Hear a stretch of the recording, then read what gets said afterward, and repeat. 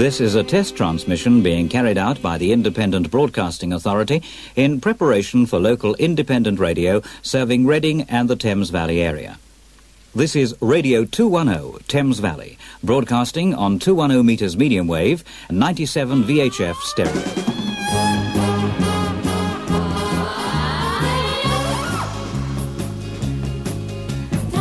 Something new and exciting is about to happen for everyone living in the Reading and Thames Valley area. And during the next few minutes, we'd like to tell you something about the fine entertainment that we've lined up for your listening pleasure.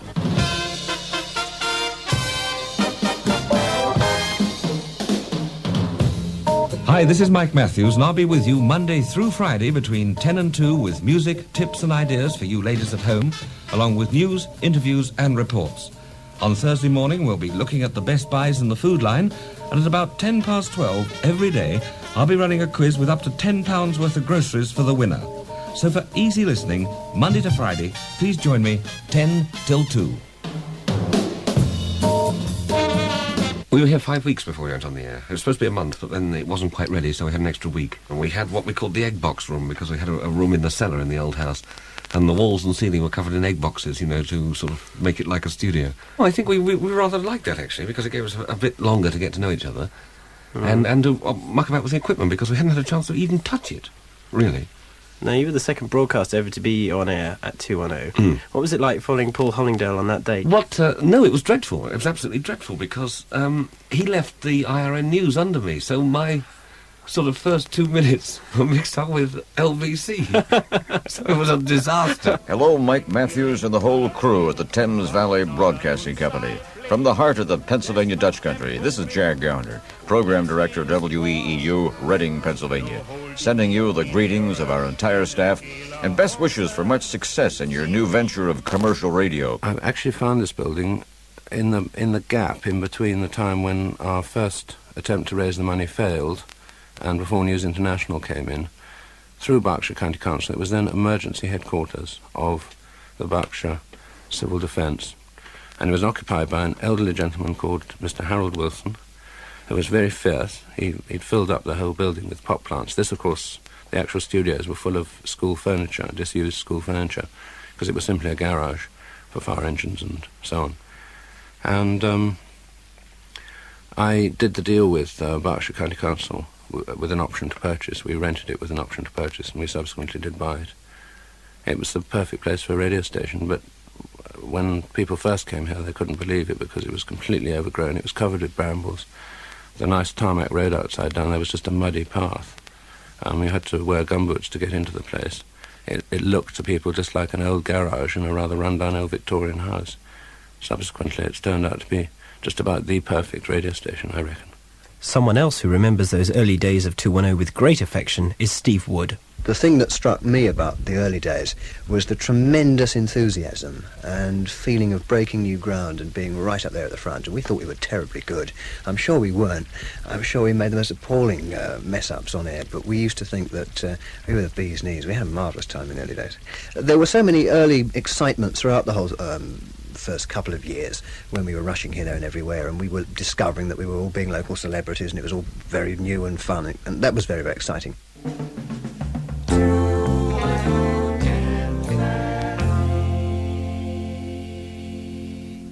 Our receptionist Vera has been at 210 since before it started. I wondered who her favourite presenters were. I used to like reading Wright. You know, when I used to come in cleaning, they used to get the Uber going on air. You know, I used to come down riding my bicycle, and Steve Wright used to be doing an outside broadcast from the drive. And he used to say, "Come on, let me have that bike," and he used to get on the bike and ride up and down the drive. And also used to tell people when I was going home, "Vera's riding along the Bath Road now, wave if you see her." Alias Reed and Wright, the two most wanted men in the Thames Valley. And you know, in all the weekend programs they've done, they've never hurt anyone. But we will. This made our latter-day heroes mighty popular with everybody but the station sheriff and the listeners. Reed and Wright, with Hannibal Wright and Kid Reed. the fastest talkers in the West. Just looking at some of the racing in the Mirror this afternoon, there's some really funny names for horses these days. Bucky, Tim Ding, Cantil and Whistler's Lane. That's all in the 4:15 this afternoon at Kempton Park, I think that is. And you'll be able to hear all the racing this afternoon on 210 with Saturday Leisure. Tony Holden and David Oldroyd will be keeping you up to date with all the sport. So that's this afternoon at 2 o'clock. Yeah, that sounds a lot of fun. It does sound a lot I of should look fun. for Bucky. Isn't a funny name for a horse, is it? Bucky? Yes, I think it is. Sounds like a horse that's going to throw you off. Give him a butterfly for Bucky. Right, I see Huey Green's going to take his opportunity knocks down under. All right. Friends? Thank you, friends. I want to thank you. Sincerely. He's going to take it down under. As long as he... Really? Yeah, thank goodness. What? That's what I was thinking. Yes. Done in Aussie land. The Aussies are going to get a go, aren't they? How? Have all those well-known groups like Our Kid Wallaby and things like that. So we're throwing opportunity knocks away and hoping it doesn't come back again. Kangaroo and Lee and things like that. Oh yes, that's it, the boomerang bit. Yes. Yeah. We're losing it. Well, what do you know? Well, Mike Reed joined us a few weeks after we went on the air, and I think that followed a sort of about a month or 6 weeks after we actually went on. Steve, I think, is a smashing guy. He's the godfather of my son, actually, one of them. And, no, I like Steve immensely. I never really got to know Mike all that well. We've done hundreds of outside broadcasts, because I felt being tucked away here in Calcutta, to some extent, we needed to go out to people. But if you take an OB unit to a village or a town somewhere around Reading, for the time that you're their radio station, actually there, and so I thought it was important that we should do that. But occasionally we did some silly things as well. One of them, of course, was to try and sabotage the BBC's outside broadcast, the Radio 1 outside broadcast. And what happened there was that they announced in advance they were going to broadcast by the river at Caversham Bridge. And so what we did is we sneaked down at night and put up our big mobile aerial. And the following day, just after the BBC went on air, Noel Edmonds, we hired a large launch and we put all our mobile studio equipment aboard it. And we put a big steel band in the bows, which we hired a steel band, and we came sailing down the river right past the BBC, and everybody turned away from the BBC outside broadcast and rushed over to the river to see what was going on, and we then moored about 100 yards away from them and did a rival outside broadcast for the rest of their programme. Until just about 5 minutes before the end, they were due to go off air. Then we unmoored again and sailed away again, rather sour Noel Edmonds. And it was good publicity. It was sort of front page of the newspapers and so on, the Battle of the Airways. It was, in a way, I was always a bit doubtful about that sort of thing, but it raised morale tremendously because everybody in the station was on the boat and everybody took part in it, felt, it was a kind of victory for us, and we were feeling a bit dull before then, and suddenly everybody perked up again, although in retrospect it's perhaps a little silly thing to do. We felt it was fun. This has got to be the best radio station I've ever heard. Without a shadow of a doubt. 1-0. Anyway, don't forget we're down here at the Caversham Bridge on the boat. The law's just going by, Paul, so be careful there, won't you? Over now to Paul Hollingdale. Thank you very much indeed. Good morning. Good morning. How is it? That's right. Right, let's have a word with you. What's your name? Robert McGregor. Hello, Robert McGregor. Have I spoken to you before, haven't I? Yeah. I thought your name is very familiar to me. Don't you ring me up at night time? No. Don't you? No. Well, why do I know your name then? Wouldn't have a faintest. Oh, what? Wouldn't have a faintest. Oh, I see. Okay, well, never mind, Robert. I've heard your name somewhere. Have you ever taken... Mary McGregor, yeah. Torn between two lovers. Right, all right then, Robert, let's have a word with you. What's your name, son? James Kaplan. Yeah? What are you doing down here then? Oh, just getting the free prizes. It's a good station as well. Yeah, it's a good station, isn't it? Not like that. Not like that other lot down the road. They're flogging them away at inflated prices, aren't they? Yeah, that's right. We're giving away things free here, and that's what it's all about. Okay, stay tuned at 210 and you're all right. What's your name? Paul. Oh, great name. Great name, just like mine. How are you? All right, thanks. Do you go to school? Yeah. Uh-huh. What school do you go to? Farmer Grange Junior School. Enjoying your holiday, Paul? Yes. Yeah. Do you listen to 210? Yeah. Enjoy the sounds? Yeah. Okay, Mike, back to you. Many, many thanks, Paul. Don't forget, we're down here at the bridge. David Oldroyd's just arrived, our super salesman. And, of course, Mike Reed, Steve Wright, Steve Crozier. We're all down here, so come down and have a nice chat. 2, 1, 0. Oh, no. Yeah, I know. When Skylab, they pulled a trick on me and I was sitting in reception. And I was listening in to Always On Air, but they plugged it through to the other studio and Chris Kelly pretended that Skylab was coming over here. Of course, I thought it, I said, look at that.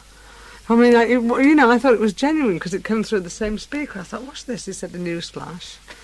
And they all went in Paul Allendale's office and threw a load of these iron bars down, and I screamed. I said, "Oh, my God." Yeah. And I always remember David Addis, when I was first introduced, because when I was first cleaning, it was just some sales staff that were in, and then as they gradually came in, so I was introduced to them. And they said, "Oh, this is David Addis," and I said, "Hello, Dave." He said, "My name's David." I thought, I said, "Oh, sorry." So I've never ever called him Dave since. And now if anybody comes in and says, "Is Dave Addis in?" I said, "Oh, his name's David." David Addis.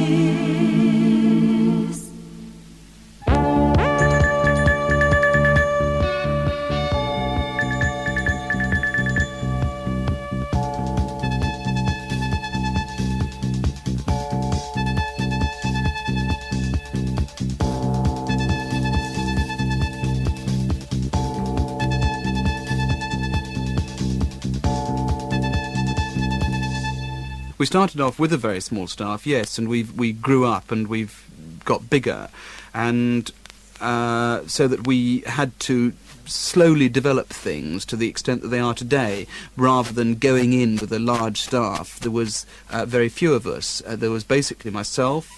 There was Doreen Wynne, who was our sort of executive assistant, I suppose, who helped with everything from what's-ons to compiling the various bits of information that went into the studio, and Margaret Coles, who was our news reader come reporter, and that was actually all of us in the newsroom at that time. So when did Andy Badenoch come along?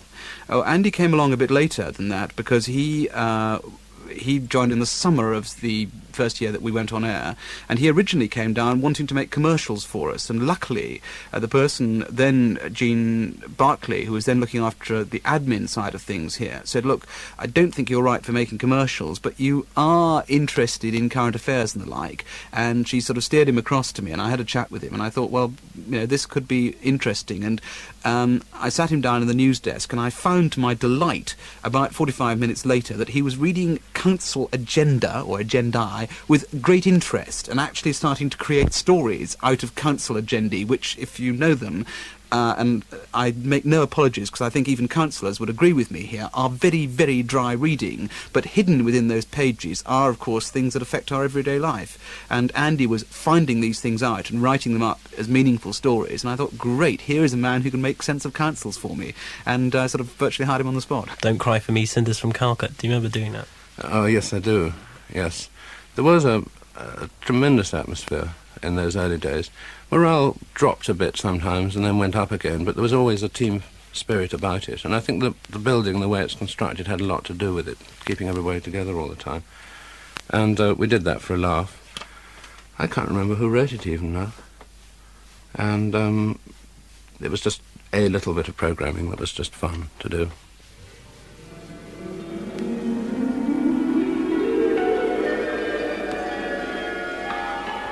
Radio 210 presents its Christmas Pantomime, starring the voices of the broadcasters and personalities. This year's production, Don't Cry for Me, Cinders of Calcutta. The scene is set at Calcutta Village Hall. Villagers are gathered around as a messenger approacheth. Hear ye, hear ye, hear ye! His Royal Highness Prince Charming of Calcutta requests the company of the villagers of the valley for a bit of a knees-up and a right old rock-a-booby at Calcutta Palace, P.O. Box 210, Reading on Saturday night. Ooh, a gala ball, how lovely. Ah, yes, goody, yum, yum, it says here. Tell us, are we all invited? Oh, yes, please tell us if we're all invited. I love gala balls. I wonder if Baron Stonybroke and all the members of his household are invited. As it's Christmas, all are invited to the gala ball. Meanwhile, at the Palace of Calcutta, Prince Charming Oldroyd ponders.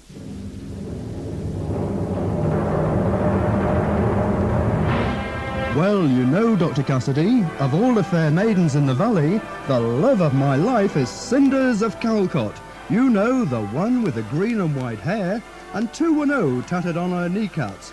Nudge, nudge, wink, wink, you know what I mean? Oh, Prince, I fear she will not attend, as she is but a lowly serving wench, and you are the Crown Prince of the Valley, and she thinks it's a hoot. Oh, mercy me. As I always say, what shall I do? What shall the prince do? You must provide her with clothing and a carriage if your desires are strong. Meanwhile, back at Cinder's kitchen... Oh dear, what a life. All I do is work. Why can't I have pretty clothes and have fun like other people? All of a sudden, there's a loud, imperious knocking at the door. Buttons, did you hear that? Who could that be knocking imperiously at the front door? I think it was the back door. Oh, no, it wasn't. Oh, yes, it was. Oh, no, it wasn't. Oh, yes, it was. The door is all of a sudden answered.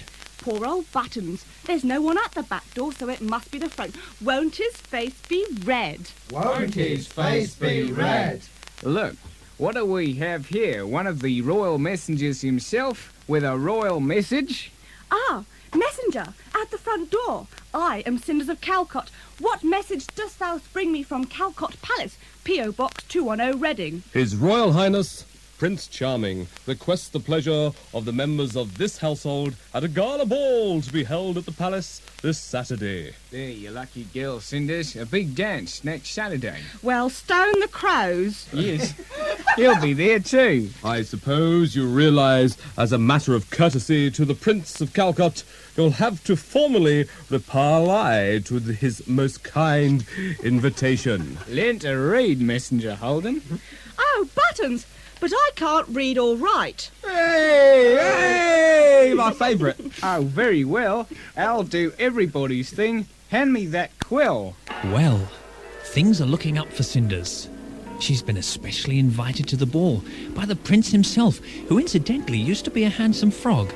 And now in the sitting room of the household, the two jealous, ugly sisters tease Cinders. Ah, so, Cinderella, you've been invited to the 3 o'clock ball by the prince, who incidentally used to be a handsome frog, and the Department of Health is repeating its warning to people not to eat cockles from Leon Sea in Essex. Officials say outbreaks of food poisoning caused by the shellfish are occurring throughout southeastern England and the Midlands. All right, she'll go. Hello, friends. Oh. This must be a mistake. I must get this in character. Who would want to invite you anyway? You don't have anything to wear. You are in rags the same as we are. I'm going to apply for equity. Then from nowhere, in a puff of smoke, arrives a fairy godfather. Hello, Cinders. Listen, sweetheart. Who loves you, baby? Don't cry for me, Cinders of Calcutta. I will see that you go to the ball. Gasp! Who are you? What are you? Bionic or something? I'm your fairy queen. Oh, sorry, I'll say that again. Hang on a minute. I am your fairy godfather, and I will give you 2 wishes. Then all of a sudden the clock struck 12. 2, 1, 0.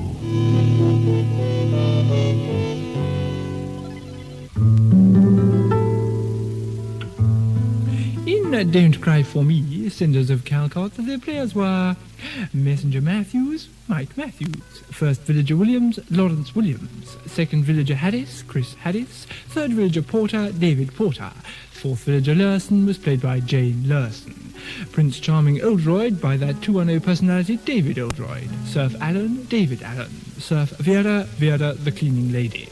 Cinders Fifi was played by Fifi Stevenson, Buttons Crozier by Stephen Crozier, and Messenger Holden by Jogger Holden. Ugly Sister Reed, Mike Reed, Ugly Sister Hollingdale, Paul Hollingdale. Reporter Hall, Chris Hall, and Newsman Addis, David Addis. The Fairy Godfather was played by Neil French Blake, and Big John by John Simmons of the AA. Carriage Driver was Tony Fox, the Travelling Tinker, Mike Sanderson, and Cook Harris, Diane Harris. Reporter England was played by Roger England, and the newsreader Neil Landau of IRN. The announcer was Steve Wright. Closing announcements and credit readers, myself, and the sound effects were provided by the 210 Library, engineered by Chris Harris. The whole production was produced and written by Unknown.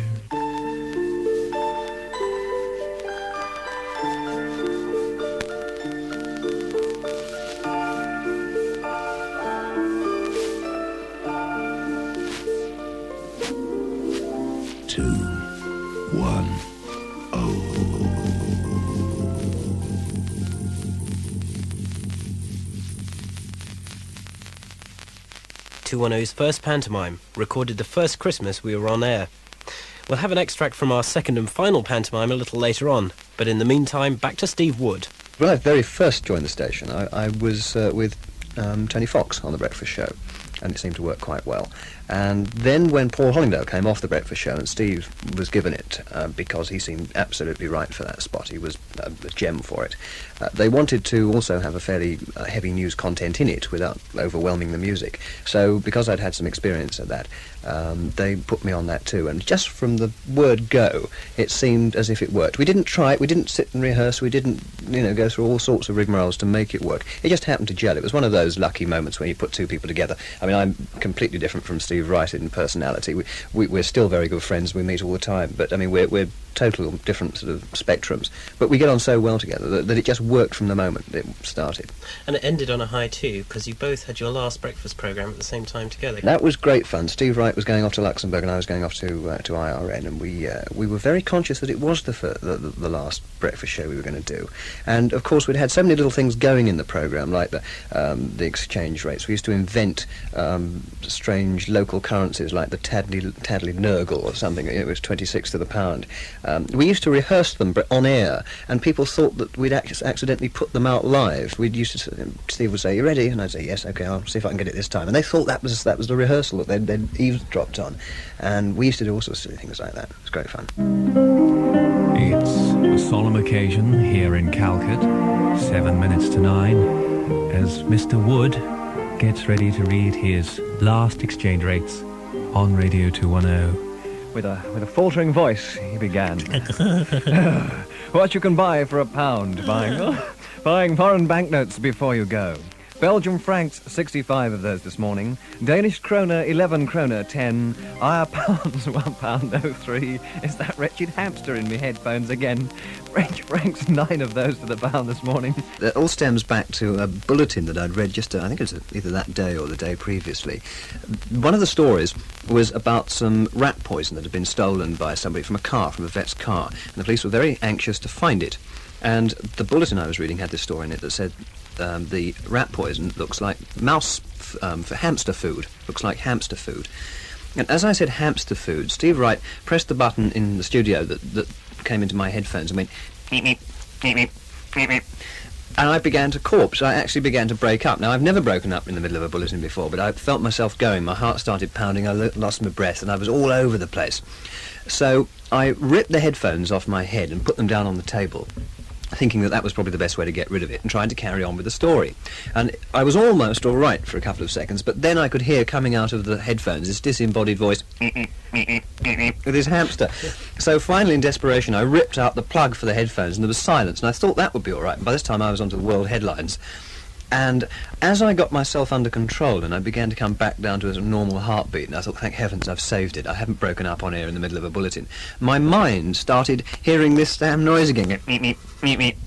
He tried to also get me with something to do with salmon being put in the Thames. I was reading a story about the fact that salmon had been reintroduced to the Thames and everything. And he was sitting in the studio making fish faces going... bloop, bloop, bloop, bloop. But they must have been the most exciting days I've spent at this station, because we could throw so many ideas into the furnace at that particular time. Nobody else was around. All the bosses were fast asleep, And as long as it sounded all right when they tuned in, they thought, great. They didn't see us here. I mean, I spent half the time in the studio instead of the newsroom, and we were throwing ideas backwards and forwards, So it was a great time.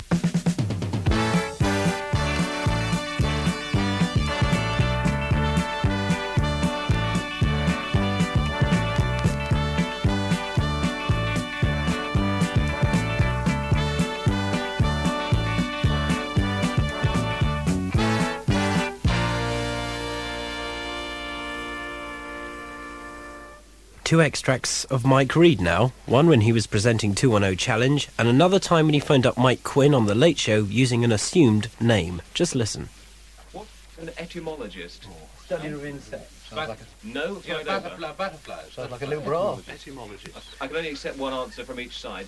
Manulife? Man who looks into the sounds of words. Words is correct, yes, right. All right, cut out the buzzers and bells. Thank you very much.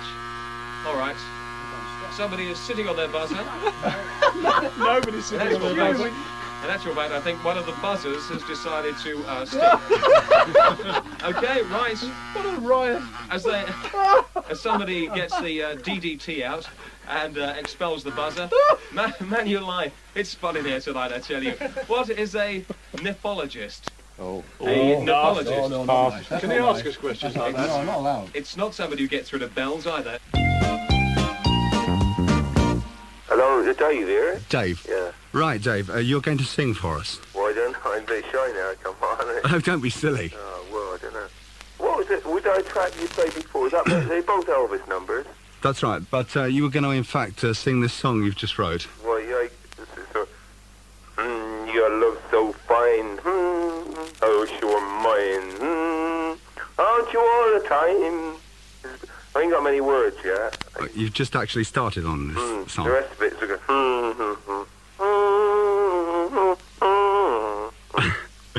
Dave, yeah, it sounds quite together, yeah. When did you actually start working on this song, Dave? Well, earlier on, really. Well, tonight. Yeah.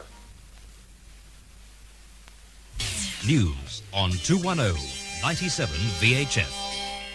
The visit started when the royal party turned off the M4 motorway at the Theale Junction 12. After driving through Theale High Street, taking not too much time, the Queen and the Duke of Edinburgh, together with the royal entourage, arrived a little bit behind schedule here at Radio 210. After presentations to various members of staff and the presenters, the royal party came to the entrance of 210 again, and Chris Kelly takes up the story. Just as the royal limousine pulls up to take Her Majesty into Reading, now Her Majesty is just saying goodbye to Neil French-Blake, Stuart Guy, our Managing Director Christopher Yates. The Duke of Edinburgh is doing the same, and they're about to get into the car to depart. Oh, lovely, yeah. She'll never forget that. That was smashing. I was terribly excited, yes, yeah. I was disappointed because I never got a photo. It was strange, really. All the receptionists stood there, you know, and unfortunately never got a photo. But it was lovely to, you know, curtsy and shake hands. Did she never ever thought I'd do it. Did she say anything? Yes, she asked if she was the first visitor to write in the book, because it was a new visitors' book. That must have been the most exciting day, I think. People keep on saying to me, what did the Queen say to you? I can't remember. I cannot remember a single word. I looked at her and I thought, marvellous, you know, I mean, incredible. I was overawed by her, and I sort of bowed and shook her hand.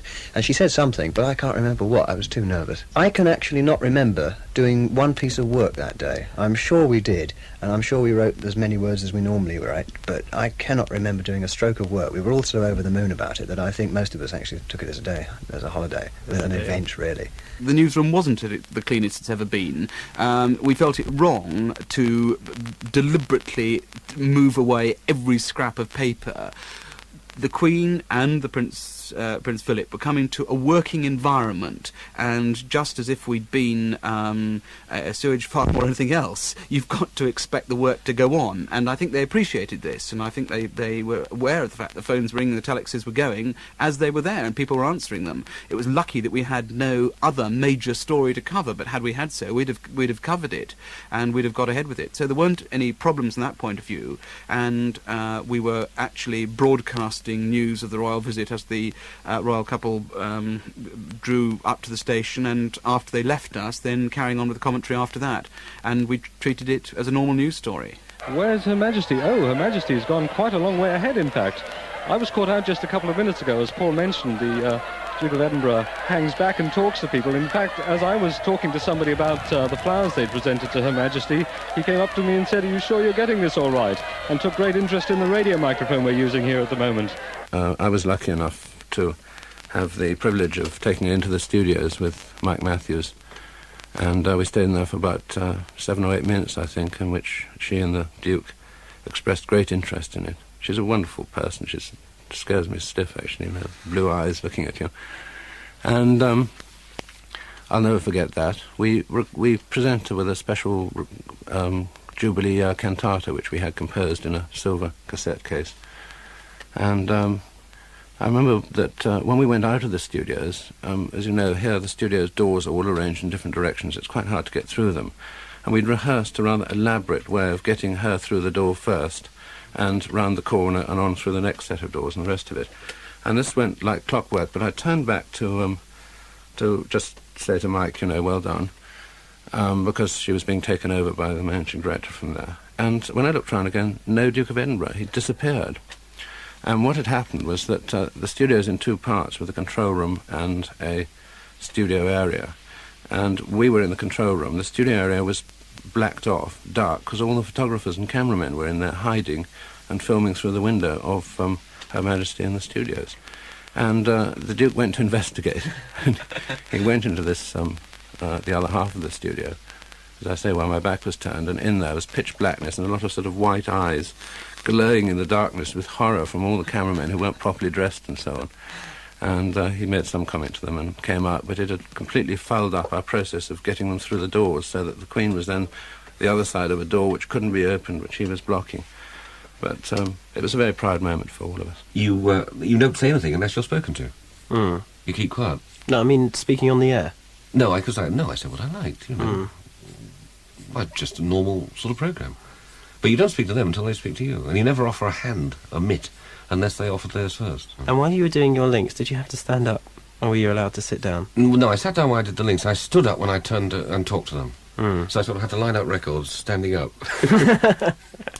They didn't vet you to make sure you weren't a terrorist beforehand, did Oh, you? yes, the whole building was vetted. We had sniffer dogs around and everything else. And security people. But not nearly so. When I interviewed Ted Heath, there was an actual chap sitting in the studio with me with a loaded gun on his lap. So he had more security than... Not more Her Royal security, Highness. but you see, Edward Heath had been threatened that the IRA will get him. And no, there's an actual chap sitting in this very studio where we are now, in that corner there, in a chair, with a gun on his lap. Well, yeah, most of my friends just say, is that you on 210? I said, yeah, I thought it was. And of course then we go right on to Chucky and Vera on Dave Glass' show. Hello, Arfan. It's lovely Lieutenant Vera here again, and this week I've fetched me mucker along to help me out with my chores. Come in here, Chucky Chalice. Hello, lads and lasses. I've heard you enjoy this here Dave Glass show. Well, I've just come in to lighten it up a bit more and give you my rendition of Il Climo Bartat. On Il Climo Bartat, on Il Climo Bartat. I only fetched you in for a minute. But shut up, you. I only fetched you in for a minute and you take over. Well, I'm like that. I'm not coming in here and stood standing and not saying anything, am I? Give her an inch and she'll take a yard. Whose show is this anyway? It's mine. Get out. No, it's my show. Get out, the pair of you. Well, it just happened one Monday evening, actually. I'm not on air then, or wasn't on air then, but Vera was on reception, because she is the receptionist here, and Chucky was in doing the classical music programme. And we thought we'd get together in the studio, and I said, well, why don't you be the cleaners? And we just decided to do one every week after then. And then we stopped doing it because we thought, don't overkill a good thing, chap. The first willy-nilly case, well, that was the case of the missing thing. And then we did the case of the exploding thing. We've got another case that he's working on at the moment, which we'll serialise very soon. I can't give away the title of that, but it will be the case of something. Stephanie was hysterical. But I calmed her down gently. Oh, thanks, Willy-nilly. My, you've got such large, powerful hands. She grasped my hands firmly. It was then I couldn't help noticing her beautiful long blonde hair just hanging down her back. None on her head, just on her back. Listen to Radio 210. This is the Bob Harris Show. Well, the first glimpse that I got of 210 at that time was at an outside broadcast, because I came down to do an interview with Mike Matthews in Basingstoke, in the shopping precinct there. And this was when Mike was doing the morning show, and we spent about an hour chatting all together. Mike had worked on American radio, that's one of the things we talked most about. And I came back with him to the station, and I met Neil French Blake, and I had a look around the station, and I really liked it a lot. I liked the atmosphere here, having come down from the BBC, which is absolutely enormous, to a station which is, by comparison, very small. I mean, I think at that point there were, in total, 32 people working for 210. And I immediately realised that there was a great atmosphere here. The setting is terrific in Calcutta. It's nice country scenery around. And I was talking with Neil, and he said, what are you doing on Saturday afternoon? And I said, well, I don't think I'm actually doing anything very much at all. He said, right, you're doing the afternoon programme, Bob. Be here for 2 o'clock. And that was it. Suddenly I found myself on air like that, you know. But the main memory that I have, really, of that first day is Steve Wright. Because Saturday Leisure then, as it does now, went out from 2 till 6. So I came out of the studio and this funny-looking chap with a long pointed nose and glasses and a sort of goatee beard walked into the studio with cartridges and records falling out of boxes, and he looked incredibly scruffy and untidy and everything. And I was listening to this guy driving back up on the M4, and I mean, it had been a long time since I'd heard a radio programme that I'd enjoyed as much as I was enjoying Steve that night. And I thought to myself, well, if they've got this little mad genius here, and there's eccentric Neil saying, be on air on Saturday, there must be something in this station, you know. So that was really what why I first got involved, because of the atmosphere and because of Steve and Neil. Oh, then, mates, I told you not to worry. For who is this in such a hurry, sending all the snow a flurry? Would you believe it? Prince Charming. Oh, look, he's seen Snow White. Alarming. And now what is he going to do? Don't look now, but he's breaking through and giving her a kiss. Oh, I never dreamt my prince would come. Tonight at 7, 210 will be helping to put you in the weekend frame of mind, with not only relaxing music, but also news of what's happening in the area over the next couple of days. And if you've got green fingers itching to get to work in the garden, our horticultural experts will be along to give you the advice of what you should be doing in the weekend this garden. Or something like that. Sorry. Welby, he makes his way back. Lovely, thank you very much indeed. Right. Bye-bye. Bye. Oh, by the way, we haven't got your first name. Our very silly outside broadcast on April Fool's Day, which Steve Wright did from the public convenience at Caversham Bridge. Because, without going into too many details, I'd sought permission from the corporation to do it, and they'd refused permission, saying that they thought it was rather tasteless and so on, which I suppose in a way it was. But nevertheless, we did go ahead and do it. We brought the Darts bass singer Den Hegarty in, and Steve interviewed him in the loo with much clanking of chains and so on. And a certain very senior member of the council came to investigate, and he was spotted arriving. He couldn't park his car right where it was going on. So Phil Cooper, who was doing sort of guards duty at the top, warned Steve. And I was actually around the other side of the Caversham Hotel where the OB van was parked. We'd run the lines under the thing. And suddenly I saw Steve Wright running. I've never seen anybody running so fast, down the river. He just didn't stop till he was a speck on the horizon. And shortly afterwards, all the rest of the team, rapidly rolling up cables and things, appeared round the corner. And by the time the senior executive from Reading Borough Council had actually arrived on the scene, the OB van was just a speck on the horizon as well. And again, it was a silly thing to do, really, but we all got a lot of laughs at it. It was just fun, and broadcasting needs elements of fun and silliness, because otherwise it just gets dull, doesn't it? Well, I think 210 is now beginning to sort of find its own level.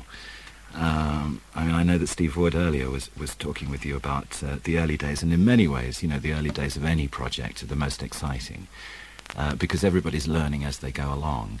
And Steve Wood is quite right. I mean, you know, the late night I mean, I remember nights here, Simon, when it would be 3 o'clock in the morning, and there'd be Steve Wright, Mike Reed, Paul Hollingdale, Tony Fox, Neil, myself, and whoever else was around, you know. And we'd be in the studio, or we'd be out in the newsroom with Neil up on the gallery, exchanging ideas, getting extremely het up, but it was great because there was this free exchange of ideas in those days. Everybody had a voice because everyone was learning. Now, of course, people become more professional, things become more routined, and new people who come in tend to slot into a routine as opposed to having a very strong voice of their own, because their voice is as valid as anybody else's. But of course, once you've been working in a station for 4 years or 5 years, you know it much better than people who are coming in underneath. So that, you know, but in those early days, and I caught really the tail end of it, with Crows and with Steve Wright and Mike Reid, was just leaving as I arrived. And I must say, I look back on those days with very, very fond memories. I really do.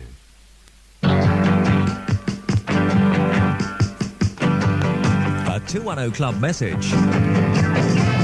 You can hear the Radio 210 Club spot every afternoon on Bob Harris's Drive Time show and the 210 Club programme on Saturday evening at 6 p.m.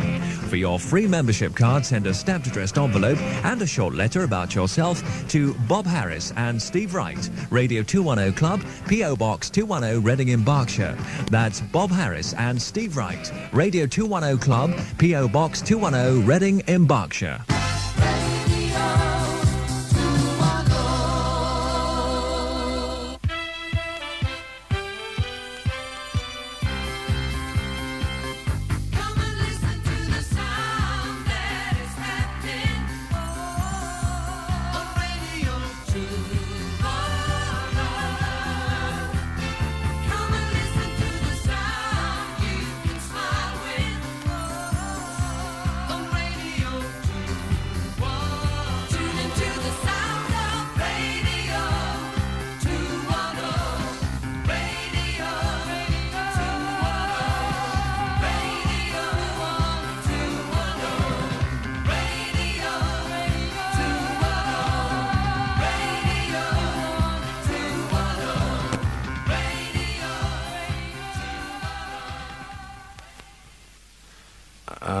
A radio station is entirely about people.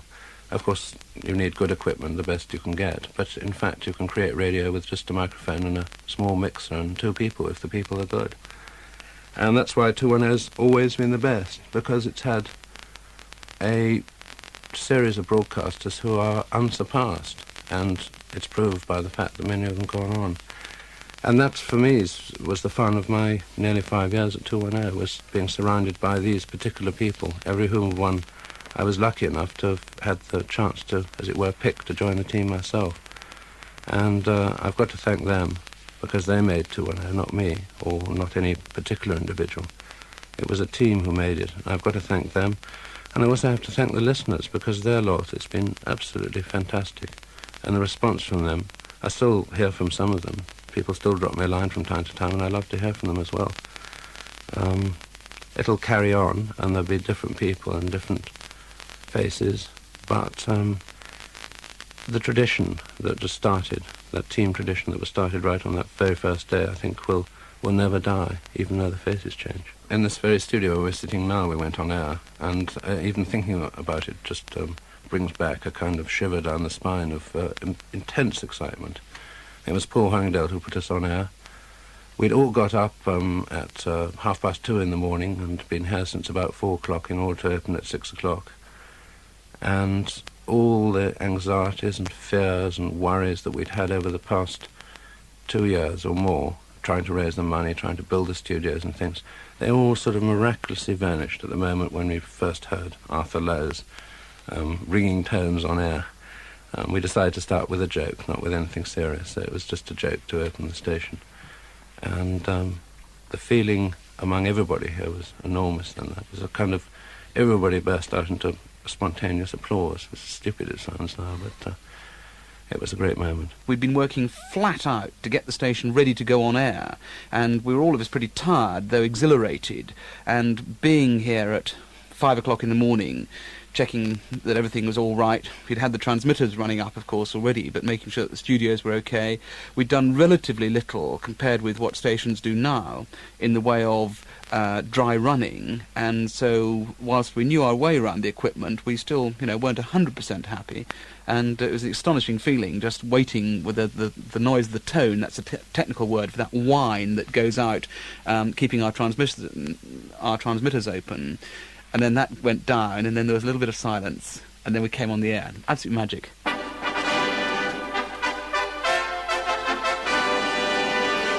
Now pay attention. This is Captain Mannering. Very important exercise. There's a new wireless station called Thames Valley Broadcasting, and I want you all to listen. Excuse me, sir. Can I play my records now? Well, of course you can. Stupid boy.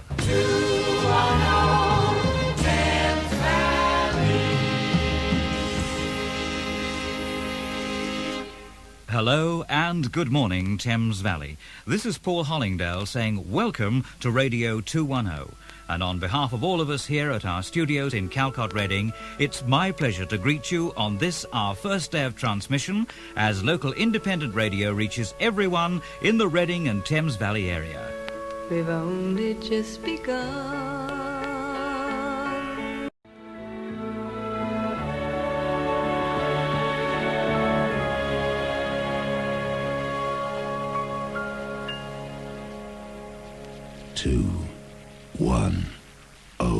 In these days of high inflation, it makes sense to invest your money wisely.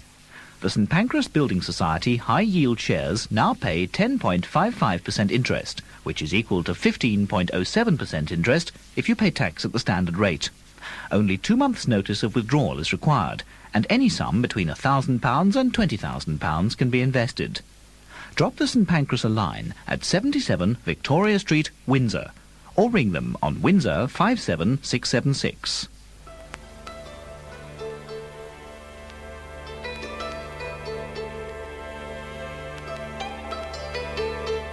Towards the end of March, Radio 210 will be giving you a touch of Oriental magic when we link up with the British Forces Broadcasting Service in Hong Kong.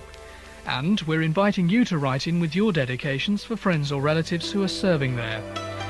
If you would like to send greetings, drop us a line. The address is Hong Kong Link, Radio 210, Box 210, Reading, making sure they reach us by March the 20th.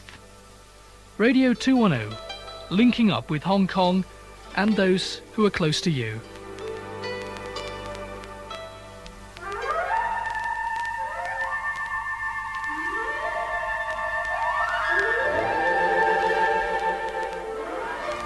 This Monday evening at 7, I'd like to invite you to the Classical Hour on Radio 210, when I'll be making, let's say, a layman's comparison between the composers Debussy and Beethoven.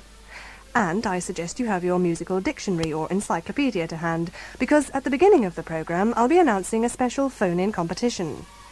That's all in the Classical Hour this Monday evening at 7 with myself, Lorna Thomas. I hope you'll join me then.